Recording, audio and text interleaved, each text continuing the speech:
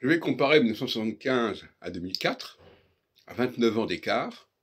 En 2004, on a célébré les 30e anniversaire du congrès de 1974, en présence de Julienne Mulette, Sturm, qui était présidente de l'ISAR à l'époque où on a fait le congrès à Paris, à l'hôtel Méridien, à mon instigation d'ailleurs, bien qu'entre-temps, on m'ait enlevé la vice-présidente du CIA, pas de problème, par un coup d'État. Et donc, dans les deux cas, il y a une volonté de me mettre au pinacle, en quelque sorte, sur un piédestal.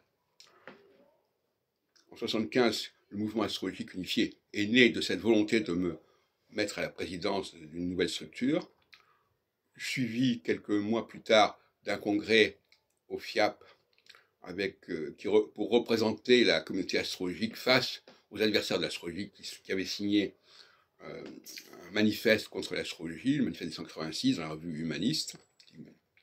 Et en 2004, rebelote, les astrologues décident que je serai le centre, le cœur d'un grand colloque, on pourrait appeler ça les États généraux d'ailleurs, pour prendre une expression chère à Roger Eke. Voilà, donc voilà, les choses se répètent. L'astrologie est marquée par la répétition et par la comparaison. Mais pour qu'il y ait répétition, il faut qu'il y ait une structure de temps qui soit égale, c'est-à-dire que les périodes soient comparables. Or, à partir du moment où on combine tout un ensemble de planètes, ça n'est jamais le cas. Hein, il y a toujours autre chose qui vient qui fait que. Et ça, c'est une tentation épouvantable. Parce que ça évite d'aller très loin, ça évite de tirer un certain nombre de conclusions, ça évite certaines réfutations. Moi, je dis qu'il y a deux choses qui sont essentielles épistémologiquement à l'astrologie. Il faut montrer que des événements qui se succèdent dans un temps limité de quelques années sont du même ordre. Et deuxièmement, qu'il faut montrer que des périodes du même ordre, même quand ce sont des événements qui ont lieu à des moments différents, mais dans des périodes comparables, sont comparables, etc.